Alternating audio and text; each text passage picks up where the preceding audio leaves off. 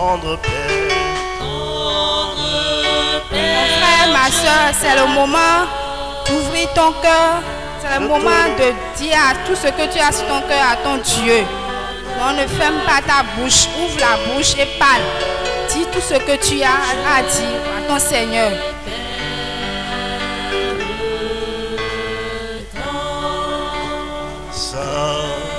Saint-Esprit, je t'adore. Je te donne ma vie. Je t'aime. Saint-Esprit, Saint-Esprit, je t'adore. oh, je te donne ma vie. Je te donne ma vie. Oh, je t'aime tant.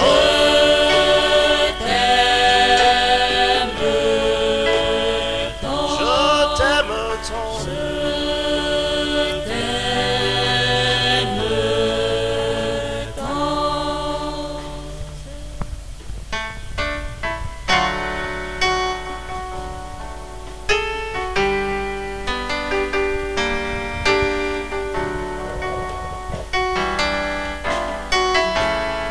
Père éternel, toi-même tu as dit que si nous te demandons l'Esprit Saint, tu nous donneras. Tout ce que nous te demandons, tu nous donnes. Plus à plus forte raison, quand nous te demandons l'Esprit Saint, comme tu l'as dit dans l'ère des apôtres. Chapitre 3, verset 1. Tu as dit aussi dans Joël 3, 1, que tu vas répandre ton Esprit Saint sur ton peuple. Et nous te remercions déjà pour ton Esprit Saint qui est parmi nous. Nous te remercions, Seigneur Saint-Esprit, de parcourir cette assemblée. Merci, Saint-Esprit. Merci, Seigneur, pour ta puissance divine d'amour. Ma soeur, ouvre ton cœur, ouvre ta bouche pour louer ton Dieu, pour louer l'Esprit Saint. Loue-le de tout profond de ton être, pour qu'il te remplisse jusqu'au débordement. Merci, Seigneur Saint-Esprit. Merci pour ta venue. Merci. Merci, Seigneur.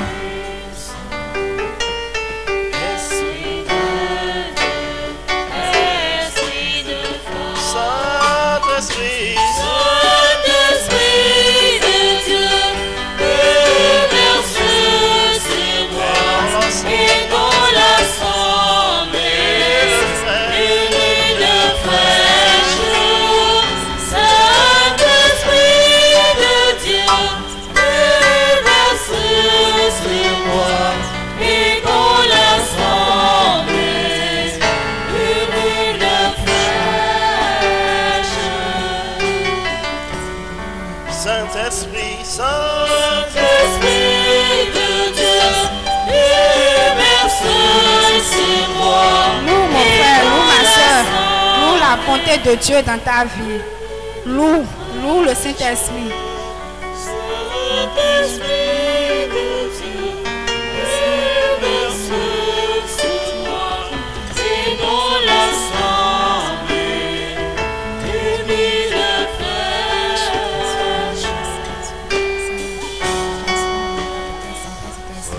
fais mon être entier par ta puissance.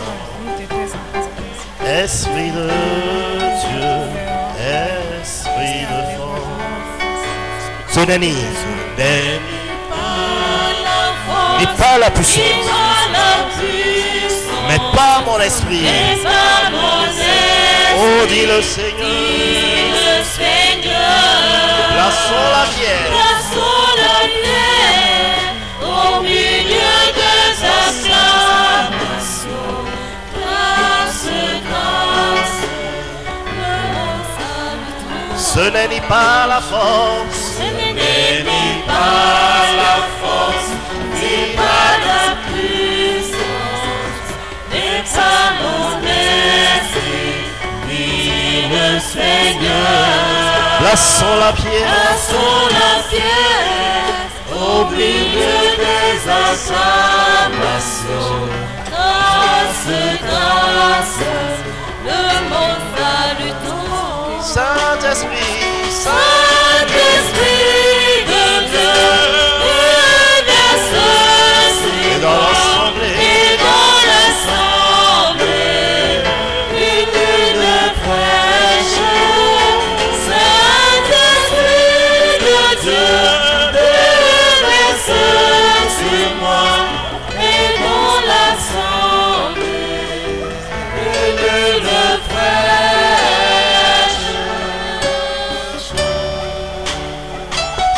Saint-Esprit de Dieu, Déverse sur moi et dans l'assemblée, une huile fraîche.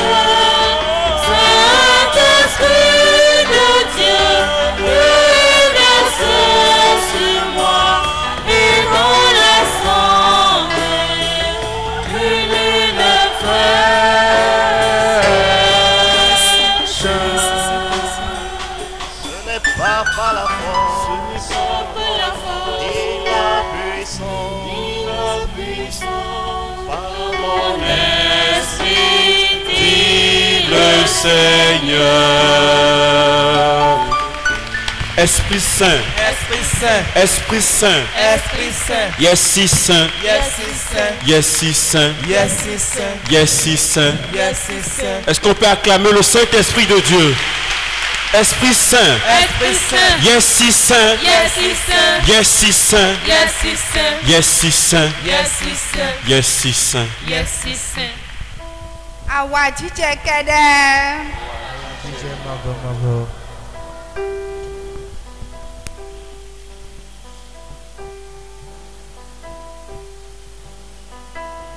Awa jíjẹ mavọ. Nɔvilɛ, egbe yɔ, eye mi se gbɔn. Première lecture me. Dans la première lecture,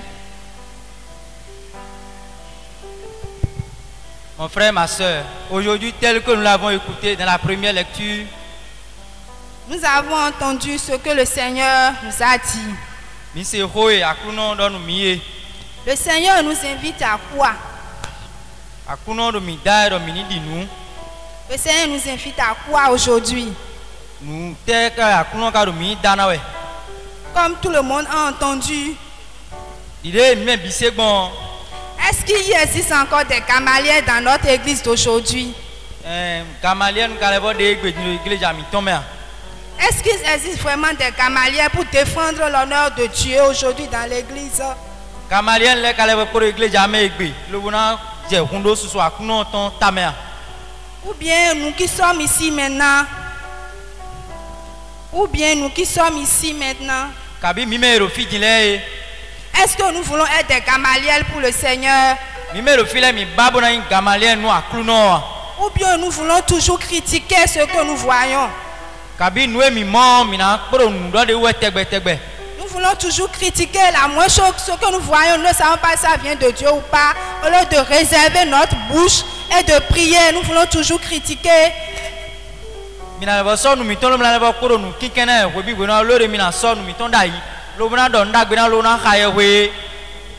Est-ce que nous allons cesser? Mina do te lo a. Parce que avec ce que Gamaliel a dit aujourd'hui dans la première lecture, Lo ni mi pon nu e Gamaliel do egbe ro nu kika nu kon ton me o. c'est un homme sage. Se nu yen we go gbeto mo nkoton. Parce que quand on est rempli de la sagesse divine, De go nu se nu yen o, ma uton. quand on est rempli de la sagesse divine, Nu e go nu se nu yen ma uton. on retient sa langue. E no ren nu me no ren de meton. On ne parle pas n'importe comment. E no do ho de po wa. On tourne plusieurs fois sa langue avant d'ouvrir la bouche. E no lile de meton azon tenwe cho no hunu bro do ho. Quand tout le monde bavarde en désordre, Ni me bi do ho do we ya bro nu pe do e po won. si nous venons là, E no mi de mi wa fine o. nous ne parlons pas. Mi na do ho po wa. Nous regardons Mi na pon. et nous devons discerner. Lobona gbejekpon do yesiseme. Avant d'ouvrir maintenant notre bouche. Tchona hunu bona do ho. Non, les frères et sœurs, nous allons célébrer la parole de Dieu. Nous avons oublié. L'Esprit Saint nous a rappelé. Uno bile mina pasusu ma ho di de mina blogbon no mi won da iwe. Voici la parole de Dieu. Voici la parole de Dieu. Elle était au commencement. Elle était au commencement. Elle était tournée vers Dieu. Elle était tournée vers Dieu. Elle est la lumière des hommes. Elle est la lumière des hommes.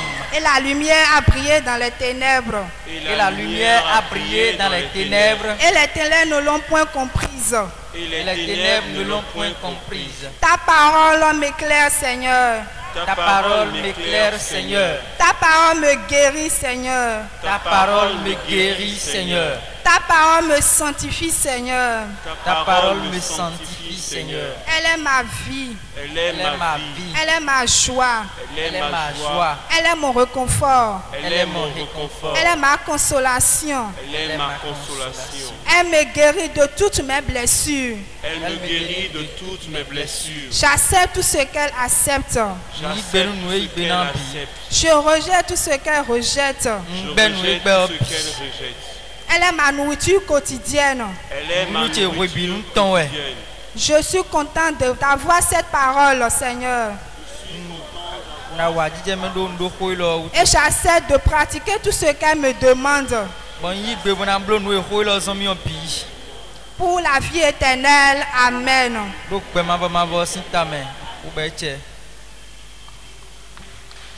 Jésus, Jésus, Jésus, vivant, Jésus, vivant, Jésus, vivant, Jésus, vivant.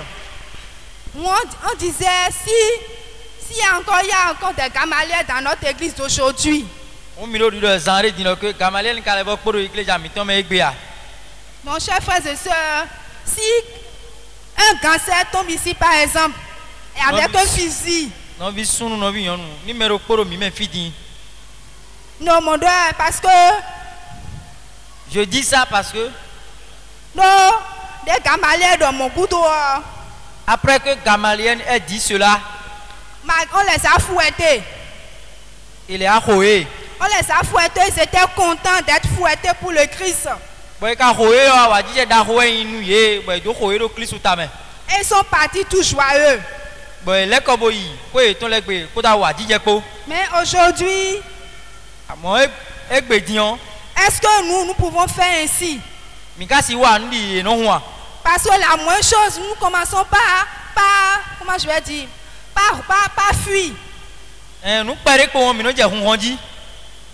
la moindre persécution, nous commençons par fuir le Seigneur. À la moindre persécution, nous commençons par fuir le Seigneur. Est-ce que nous pouvons faire comme les apôtres? Est-ce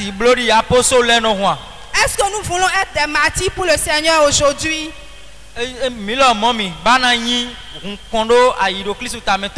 Parce qu'un martyr, chers frères et sœurs,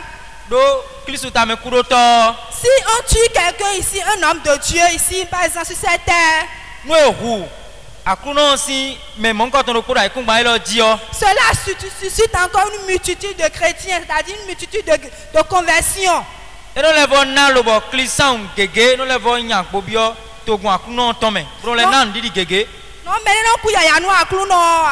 Donc c'est des gens qui ne meurent pas pour rien pour le Seigneur.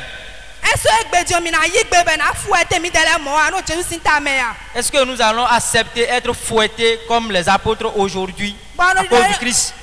Par exemple,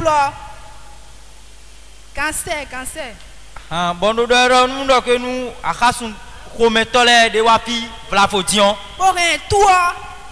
Et ils ont des fusils en main, par exemple.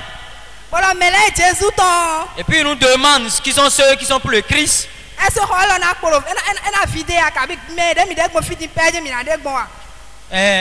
Est-ce que l'église ne va-t-elle pas se vider ou bien nous serons toujours à notre position, là où nous sommes? Peut-être maintenant, appelle une seule personne parmi nous maintenant qui est sincère. On ne sait jamais. Peut-être une seule personne parmi tout ce monde là qu'il va vraiment accepter maintenant qu'on l'égorge pour le Seigneur ici maintenant. Dieu seul sait. Nous même encore tellement à fidèle à counon kérédien tout que bétoro pogé mon asi po. L'obna y bébé na bo taton mon Christ aussi ta main dit. C'est ce qui s'est passé en France. Le père qu'on a égorgé. Nous y jaro yo voto me on français yo voulait tomber on Ce père a rendu vraiment un grand témoignage pour le Seigneur. Ya wono mon coton et de kunu da khonu à counon. Parce qu'il faisait la messe. Do a misablo aide. Les cancers sont rentrés dans l'église. Bah kasu ko komentole et bio iglesia jamais. Et les autres se sont fuis. Bon mais les biron. Le père n'a pas bougé. Bon ya wono fier de odekade et c'était. Ils se sont approchés vraiment, ils l'ont égorgé. Bah c'est quand le beaucoup béni. Et vraiment il a été un témoin pour le Seigneur. Bon finir kunu de to tengbeju nous clissou. Est-ce que nous pouvons faire ça aujourd'hui? Posons-nous la question, chers frères et sœurs. Est-ce que vraiment là où nous sommes maintenant là, si on amène une machette, on met une machette à nos coups, et on attend seulement pour dire oui, non, est-ce que tu es pour le Christ? Est-ce que nous allons dire oui, je suis pour le Christ, on va couper la tête? Que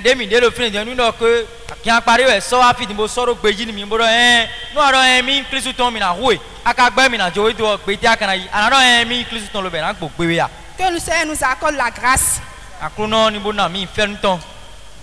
Allons dans Actes.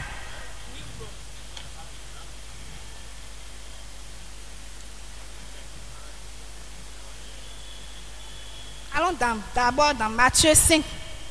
Matthieu 5, oui, maman, évangile à Christ dans Matthieu 1, mieux, t'attends à ton verset 10, 12. Ta au go, laissez un fort idée, oui, go, mais. Matthieu 5, verset 10. Matthieu 10, 12.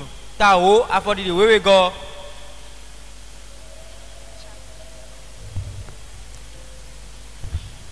Matthieu 10. Vous m'excusez. Matthieu, ta, attends, à fort idée, oui. Oui, oui, go, dit. Merci. Matthieu 5, verset 10. Heureux ceux qui sont persécutés pour la justice. Le royaume des cieux est à eux. Verset 11. Heureux êtes-vous lorsque l'on vous insulte, que l'on vous persécute et que l'on dit faussement contre vous toutes sortes de mal à cause de moi. On recommence pour que le frère traduise ça en fond. Verset 10. Heureux ceux qui sont persécutés pour la justice. Le royaume des cieux est à eux. Verset 11. Heureux êtes-vous lorsque l'on vous insulte, que l'on vous persécute et que l'on dit faussement contre vous toutes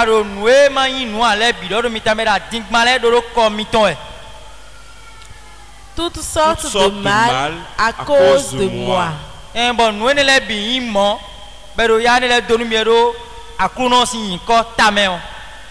Verset 12. Soyez dans la joie et l'allégresse,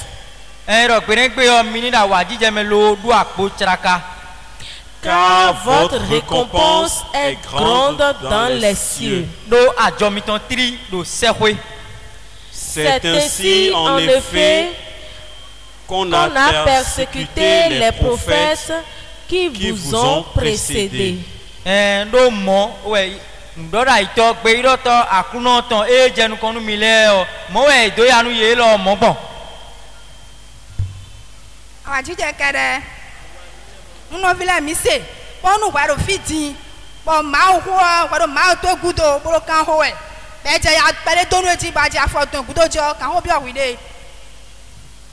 Donc mon frère, si tu es ici maintenant, cette parole que tu as écoutée, on commence après par te persécuter à cause du Seigneur et que tu recules, pose alors toi la question. Pose-toi la question si tu aimes vraiment Jésus. Quand Robia oui là que mika yanu Christ nous boadi Jésus nous boadi. Ça ne sert à rien de venir à chaque fois à la prière, venir écouter et repartir à la maison. Nous voyons ben non wa yewe kikate me miton pon. Lo na no se role mon pon lo na le ko ikwe pon de et de bon et non. Et tu ne prends pas la résolution, la force de lutter contre tous ceux qui sont contre le Christ. Bono anowa bono se le lo ma sok beta. Lo bonu de ye jawando Christ ji gbon mi se bien wo lo ma na jawando Christ ji ahun. Nous voyons regarder. Parce que nous venons, nous écoutons, mais il suffit que nous sortons et nous devenons encore une autre personne. Donc mi wa mi no se ho mi ka to zan pon mi no le huzu medevo. Il suffit seulement que quelqu'un commence à nous persécuter. Ni mi ton pon mo mere je ya pere doni mi ji po won. Ou bien notre mari. Ni asu mi ton mo e ou bien nos femmes. No asi mi ton mo e ou bien nos collègues de service. Kabi azogbe mi ton de we On va commencer par fuir, on va commencer par reculer. Mina je afosero gudoji. C'est pas sérieux. Et men de bois. Bon mi ba bon ma mi ton nous to faire no ya sunu do je mi se ne heureux. Mi ba bla no po ha ma ro be ma fo mi do yi be nous ouvert. Si nous voulons vraiment rester avec le Seigneur dans l'éternité, tel que nous avons écouté dans les textes, les béatitudes, nous devons accepter la croix du Christ, la souffrance. Nous devons accepter les calomnies. Les calomnies de tout genre.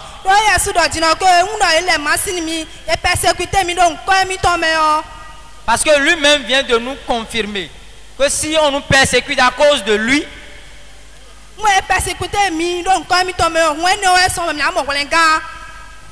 si on nous persécute à cause de lui, cela nous donnera à coup sûr la vie éternelle.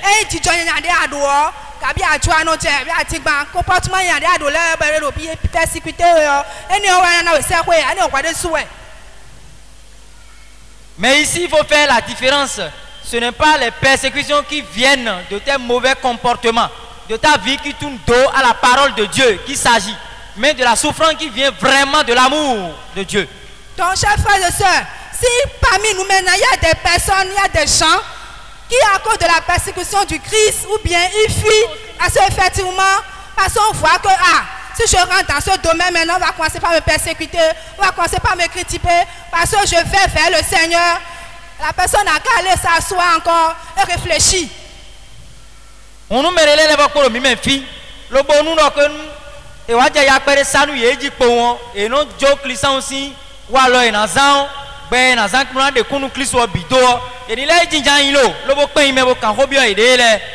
Parce que par exemple dit on a une médaille mais non dos parce que non dos médaille effectivement ben non médaille dit on bio fier le dit mon médaille comme dans dans midi ben non des médailles on sort à oume ben on est confort nous bloquer dialogue condition ça dit fier yo quartier ya fier yo et la voici médaille tu es. Par exemple, si nous allons à un endroit donné qui est hostile à notre identité chrétienne, si nous avons porté par exemple de la médaille miraculeuse, on essaie de cacher cela. Et si les conditions redeviennent favorables, on ressort la médaille miraculeuse. Dans nos familles, nous n'aimons pas démontrer notre identité chrétienne.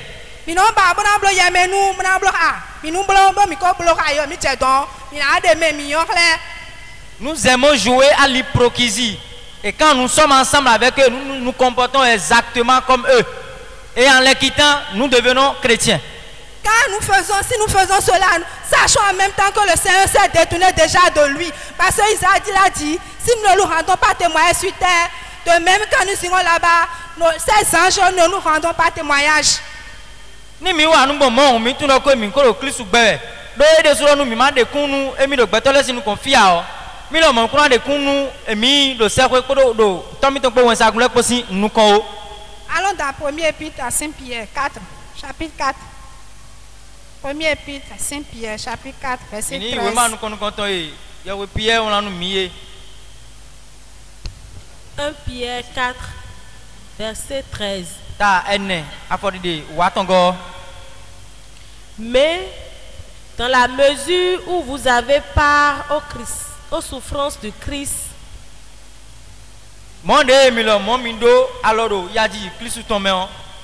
réjouissez-vous afin que lors de la révélation de sa gloire,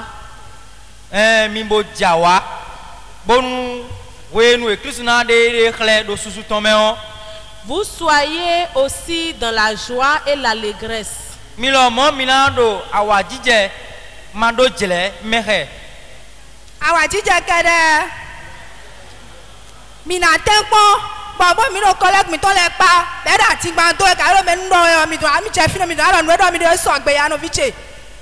Nous devons nous efforcer. Et si nous arrivons à un endroit donné et puis les gens mènent des discours qui ne sont pas conformes à la parole de Dieu, nous devons intervenir et dire la vérité, restaurer la vérité en disant ce que vous dites n'est pas une bonne chose. Nous pouvons dire cela et on va nous crier dessus, nous humilier. Nous devons l'accepter.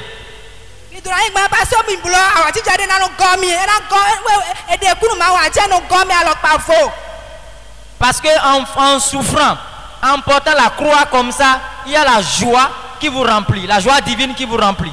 Donc, chers frères et sœurs, si vous n'avez pas encore rendu ce témoignage au Seigneur, alors dépêchez-vous.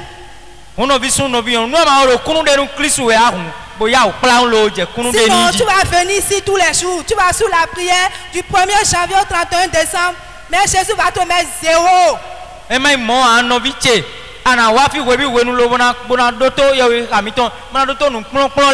Si 1er janvier, tu viens écouter, tu dois aller porter.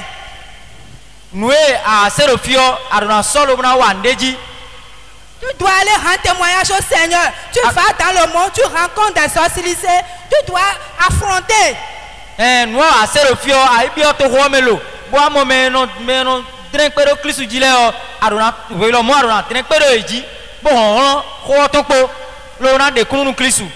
Tu dois monter la gloire de ton Dieu. Tu dois accepter quand tu humilies.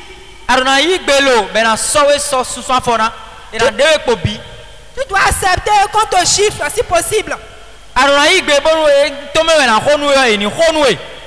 Tu dois accepter toutes sortes de souffrances pour le Seigneur. Comme il a dit de rechercher d'abord le royaume des cieux et tout vous sera donné par surcroît.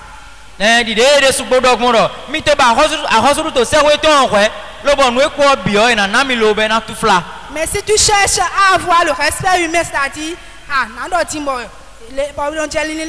le respect humain.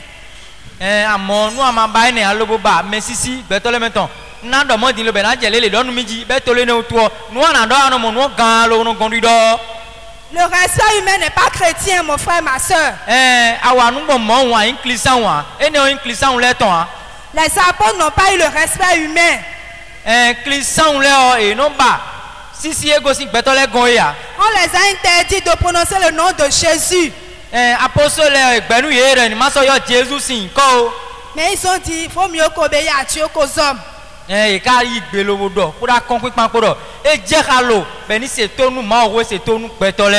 ils l'ont fait et le Seigneur les a couronnés.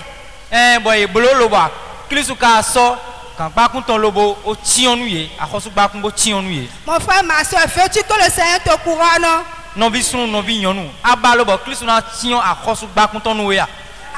À partir d'aujourd'hui, commence à rendre témoignage au Seigneur. En commençant dans ta famille, dans ta petite famille d'abord. Dans ton quartier. Il y a une dame. Elle venait à la cité. Tous les soirs, on faisait en ce moment à la cité à Kadjeon, au siège.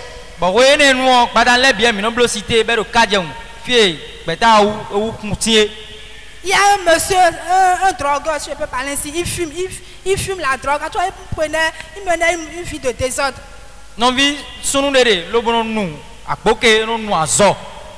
Et à chaque fois, le monsieur la menace. Quand elle prend le chemin pour aller à la prière, le monsieur la menace. Bon, vous avez bon na we ne son lo jawe prière non vient non trompé. Mais elle n'a pas eu peur. Non trompé mon plan dani lo yon no ka di khasia. Parce que tous ceux qui étaient dans la maison avaient peur du monsieur.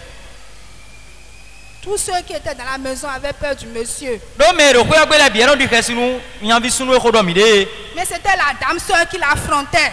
Mais yon no kere we no do akonpi pa lo no trompé. Donc il vient rester sur le portail. Bon non vient no ano on te boji. À chaque fois qu'elle veut sortir, Bon we de bunu bonu yon no na ton si ko ya gbe yo. le monsieur le bloque. C'est-à-dire le monsieur reste sur le portail pour la bloquer. Non vient no ti on te boji lo no soin li do na we yo. Parce que il était possédé par celui qui fume déjà, qui prend la drogue et autres. Cette personne-là n'est plus normale. Do me ro akboke no bo zo mo nkan to no bo mi lo do edion e so do e de me ha e ro mo be pe me so yin de so a. À chaque fois que la dame va à la prière, elle revient. We de bunu bonu no vi yon we ne yi prière lo bo le ko akwe gbe yo. Le monsieur n'a plus le temps. No vi sunu e ko do mi de so no gboje a so do gboje a. Mais il dit à la dame que fite no yibo na no se so ahwe go mi le na mo tan be glo. Bon no vi sunu e no camion na we lo fite ko no yi lo no so so akwe go mi na ma pon e ko no glo aji. Bon, à chaque fois il embête la dame. Won we de bunu no do ya sanu na we yo e. Mais la dame n'a pas relâché. Jo akunu ka tuta foro kudo a. Bon, un jour, Bo gbere ko ade. il vient rester sur le portail. E wa no hon to gboji de e ko no blo gbon no. Il classe comme ça et il dit il fait la chose, d'accord? Il dit la chose d'une manière que si la dame n'était pas courageuse, elle allait fuir. Voilà. Donc, ce frère dont nous parlons a pris une position un peu étrange ce jour-là. De cette manière, en demandant à la dame, tu vas encore à la prière. C'est une position et des paroles vraiment effrayantes ce jour-là. Mais la dame n'a pas eu peur. Mais, non, oui, et qu'a dit Ressia. Parce qu'il y avait la grâce de Dieu là. Do attire, on m'a autant et le titan. Mais le monsieur, la dame qui n'a rien répondu, priait intérieurement dans son cœur. Elle a attendu. Bon noté.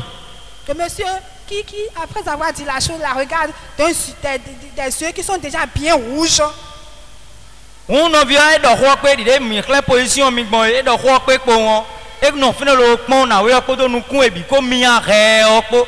mais on ne sait pas ce qui lui est arrivé. Il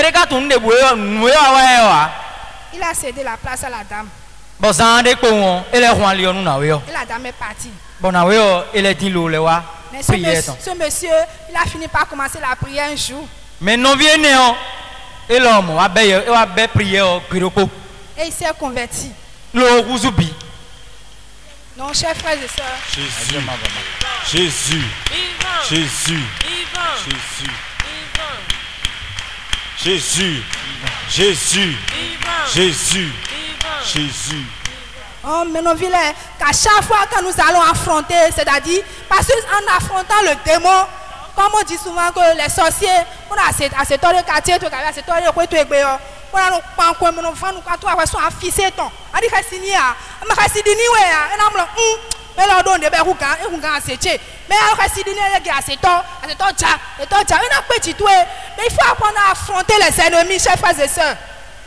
On no biche we de burunde anon trope kentoleo e yan aseto mo we a ba no trope e yo bloku da konpi papo e na jenu kambiere jiro melo pere kon. Et c'est le courage que tu as affronté. Le courage que tu as affronté.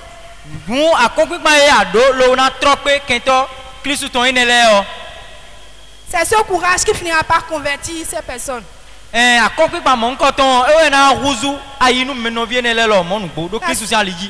que le Seigneur finira par leur montrer la lumière un jour.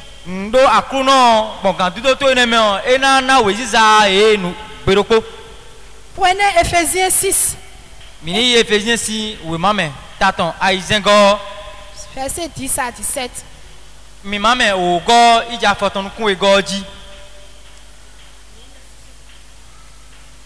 n'allons pas tout lire, vous allez le rester à la maison. Ephésiens 6, verset 10. Pour finir, Armez-vous de force dans le Seigneur. Rumborando y vivant nous quoi dans nous mine de autant mindini do so alianu awafunu do akruno me de sa force toute puissante. Verset 11. Revêtez l'armure de Dieu pour être en état de tenir face aux manœuvres du diable. Vous pouvez reprendre, s'il vous plaît. Verset 11. Revêtez l'armure de Dieu pour être en état de tenir face aux manœuvres du diable.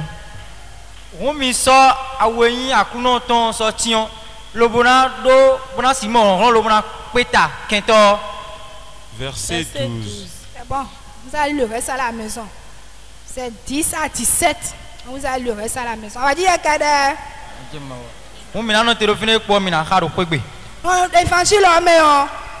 Dans l'évangile,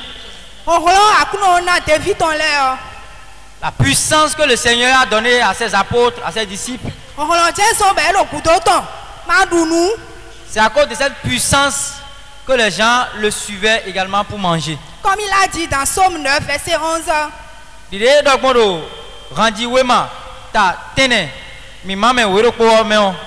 a dit que ceux qui ne l'abandonnent pas, lui-même ne les lâche pas. Et il a deviné. Il a deviné. Il a deviné que son peuple avait faim. Demain qu'il est en train de deviner ce dont tu as besoin ce soir, mon frère et ma soeur. Et il est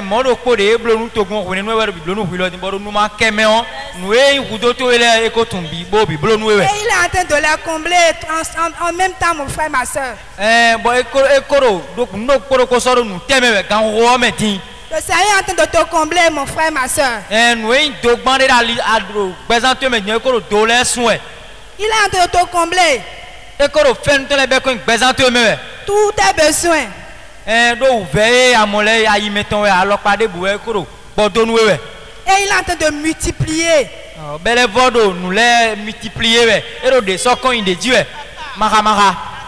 Allons dans 2 Rois. Chapitre 4. Verset 42 à 44. 2 Rois.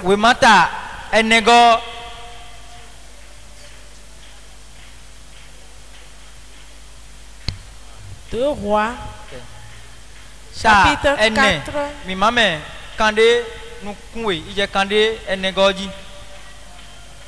verset 42.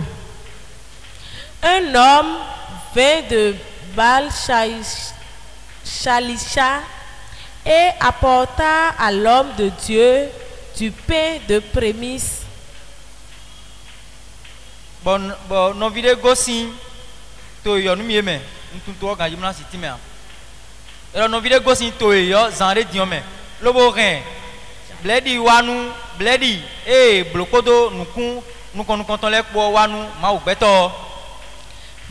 pains d'orge et de blé nouveau dans un sac.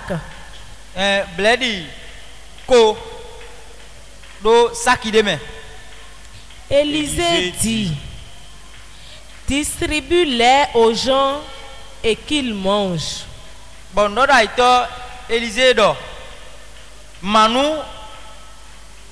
S'il vous plaît, reprenez s'il vous plaît. Distribue-le aux gens et qu'ils mangent. Verset 43. Son serviteur répondit: comment pourrais-je en distribuer à 100 personnes?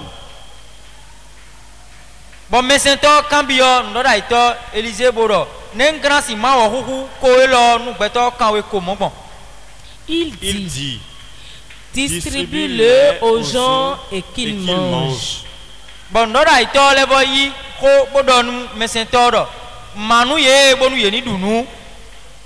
ainsi parle le Seigneur. on mangera et il aura des restes. Verset 44. Le serviteur fit la distribution en présence des gens. Bon, mais Saint-Or, Élisée, ton Emma, Ils mangèrent et ils eurent des restes selon la parole du Seigneur.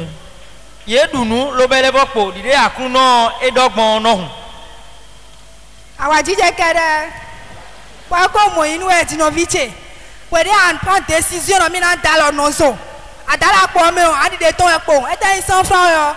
On a multiplié nous. On a multiplié nous.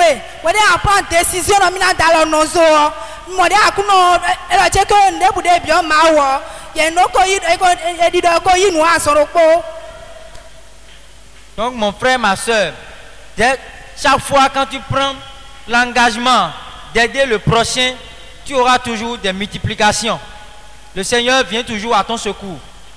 Mais je vais te dire quelque chose, mon frère, ma soeur. Toi qui en as, et tu en procures, tu en profites. Tu en profites et il en reste encore. Et le surplus, tu jettes. Le Seigneur te dit ce soir de ne plus jeter cela.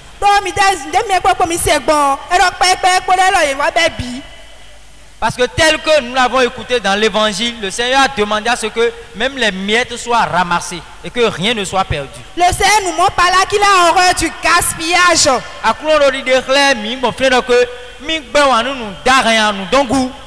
qu'on mange quand on est rassasié, on jette le reste. Nous ne pouvons pas réserver, prenons le peu que nous allons manger. Ne prenons pas le peu que nous allons manger. Ne prenons pas le peu que nous allons manger.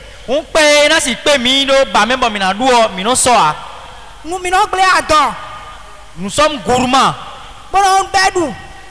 Et nous amassons cela.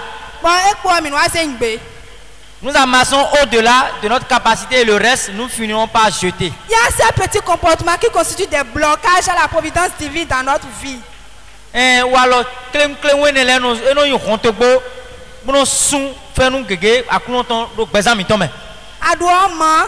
si tu en as, il faut distribuer. J'ai appris une histoire. Et la dame, elle est musulmane. Mais elle a été convertie. Elle, en tant que musulmane, elle était tellement charitable. Elle connaissait tellement Dieu. Elle faisait tellement de bien. Et un jour, elle a pris un sac de riz. Et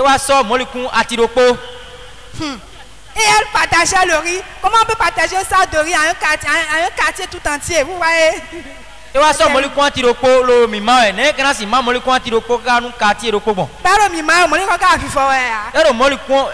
partageait le riz, le seul sac du riz, mais ça ne terminait pas.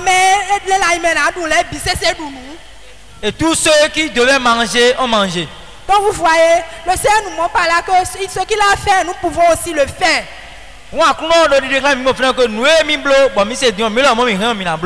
C'est seulement la foi.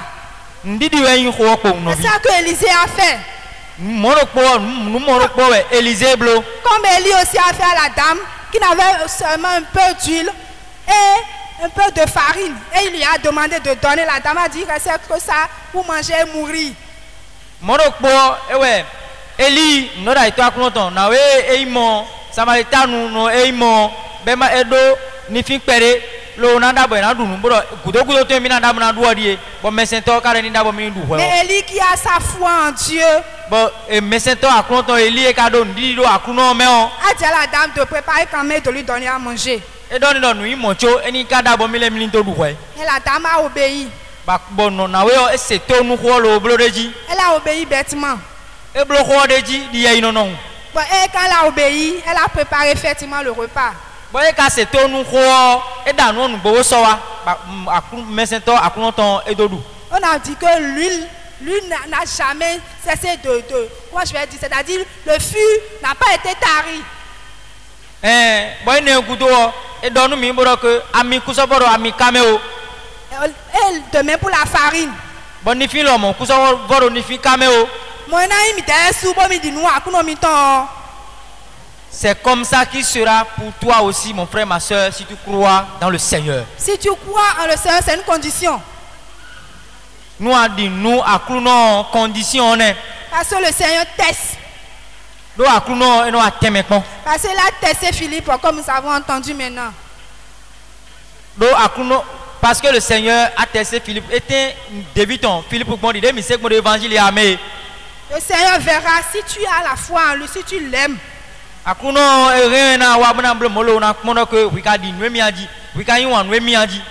Et il va agir.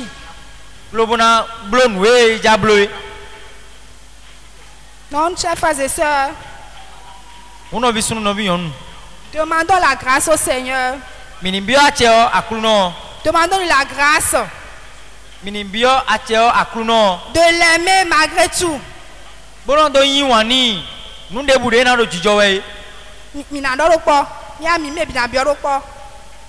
allons tous dire cela ensemble. Seigneur Jésus, viens m'aider pour que je puisse croire en toi. Viens m'aider, Seigneur, pour que plus rien ne me bloque, afin que je puisse te donner ma vie totalement. Pour que je puisse accepter les persécutions.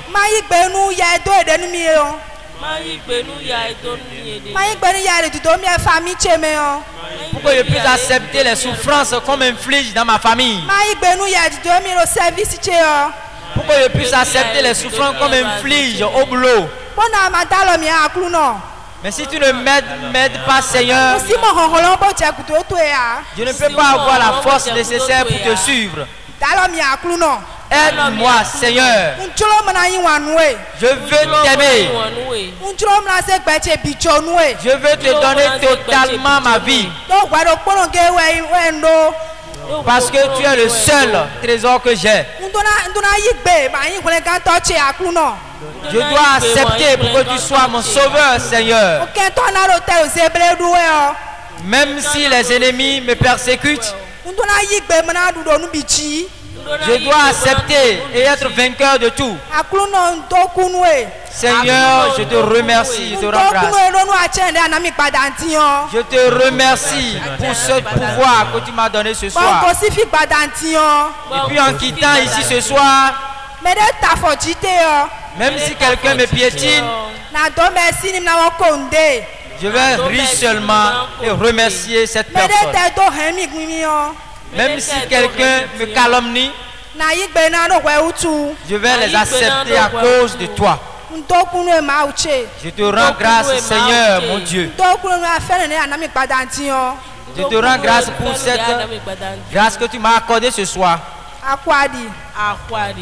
Amen.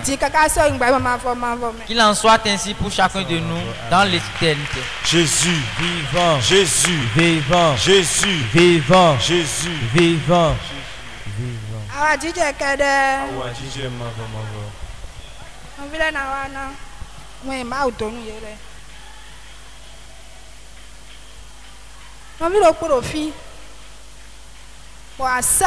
Asa gauche ro ya don vient tun de o amamu gba avo amamu de me asa non lui mon doin bi o c'est-à-dire dans le rein gauche et non doin façon de bon c'est ce qui fait que sinon na yin gandi a nyonu e akolo da lo tout ton pada din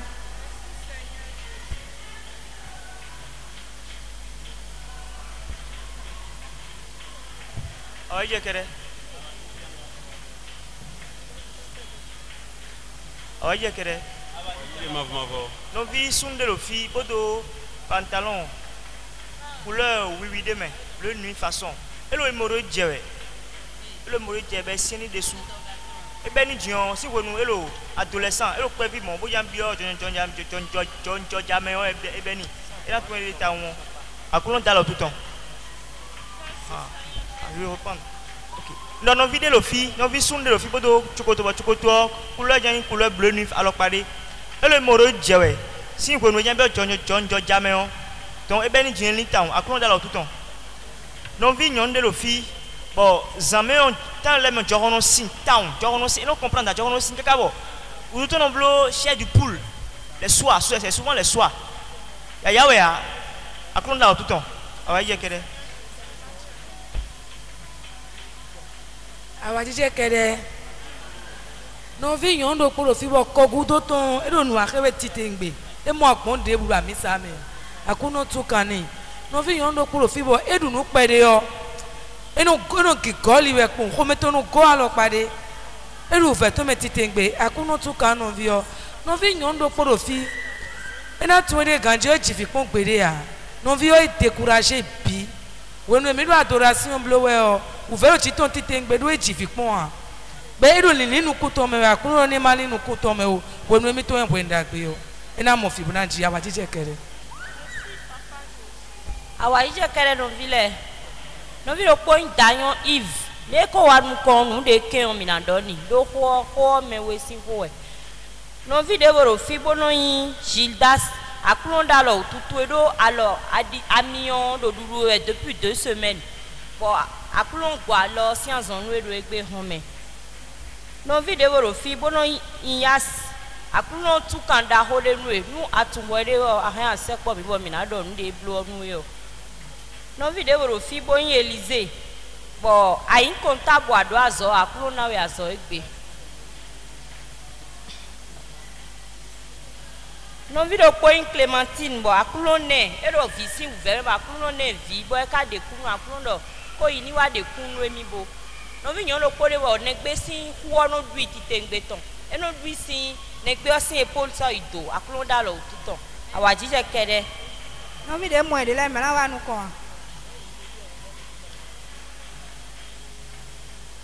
Ceux qui se retrouvent dans le message n'ont qu'à venir devant pour rendre grâce au Seigneur. Awajise kere mabonu minito pen ma o hamino khode novio ela din kaka be fu o e janchiri nyewe zombo ela ondo kuni de clen wewe nu kon ton no vide gombo etu ma wa donc nye to ko zoro okua me so mo donc nye hokua ba nye zero kholi ren bo zero khono no me bo kho di de na mari aton da kho bo tredo khome donc no viole wa no susu me je que nye o maria jendo no de tegbe de nye ni wa mi bo mini tron mini pon bon nye ti me ye je que nye ko se gbe ton no ma ou donc file mi ne bon wa mo ho den ka mo ho ero ko na do atikenu adogo na klami tron bon ka gbero ko akuno na mi fi e na ren fi o ha mi donc non do ma aussi kun de yewe bon do évangélisation blon yewe bon no bi ogun adan mi no je ko tant ko nyamana ba na do atikenu adogo nye kuna ji fi ogun do non nye do no je ko ma u de na e fi o e we do ni no je ko nye kusin ji fi gon do ati de nyana gp kaka bo adoko jesin azano di ero wi wayo azan o so pe men ko chivia donc e mo ro ko de mi no ero na chere akuno ka de jouer plan ton bi bon jivi do mercredi saint bon mais on est sous la scène nous tombons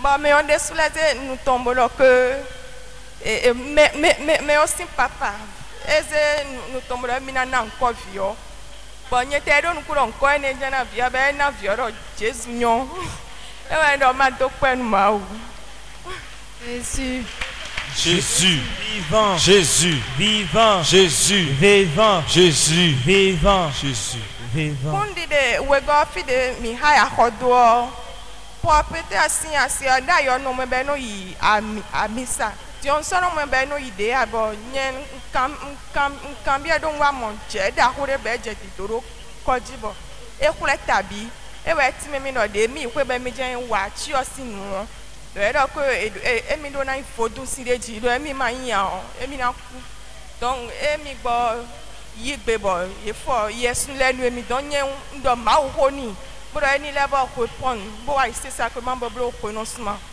non enya tu na ni on de yen do e so bro fifro do ayi meni we abo e so number na se won che de bua jusqu'au point où e gbedi on e do tere bro susu mi e ko je nyeni ma so wa gbon ko mi ton pa de bo toilette do pc o donc no pe do ma we ro wen o me no de kun ma wo akuno wen pe de we wen do man to pe ma.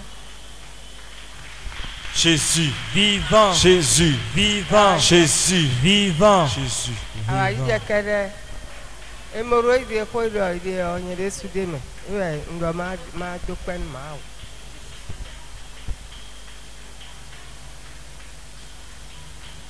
no vile wa jekere ndo kru mo si sen do nu mi ye kolo pleno do prako ma ho no do nu mi ko bi mi tesikon nu me do azobawe o ni wilbo ma ho o fredo mo no a nu e do ma ho ma ba zobo nyino ni mo ko me bo nu e ja ko no do nu level do mi dime abo nu a donc des fredo mo de yin ko be do me sinu me mata se ma ni ba me nu e ni khani bo no blomo yin ko be no blomo nu bo do mo ye se si an cheme o enemi azo do fi de su juro do lo de enemi azo gbon gare no blomo kuma mo kon a tunu gana iwe o gana do ni koko nunu e bodo ah nyeni omo mi do enam biye de 10,000 francs bodo nyeni to le we o ju ba be azo donc when do kuma si se do mo kon bo de ma do ko ai ni bo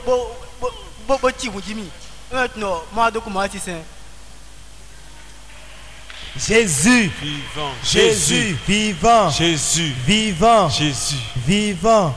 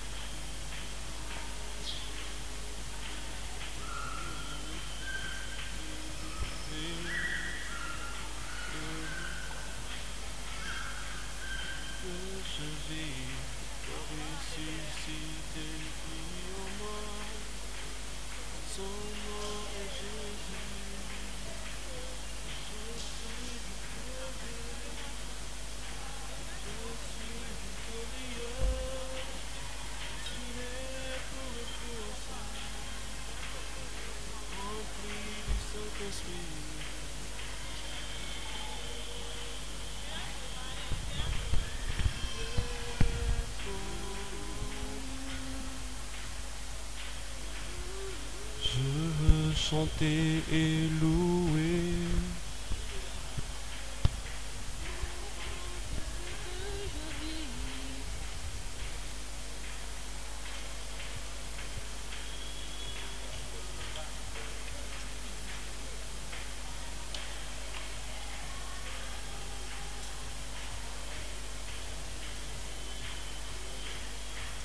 Awa jije kere mi a chite wan dokunu ma o. Ensemble. Mon âme exalte le Seigneur.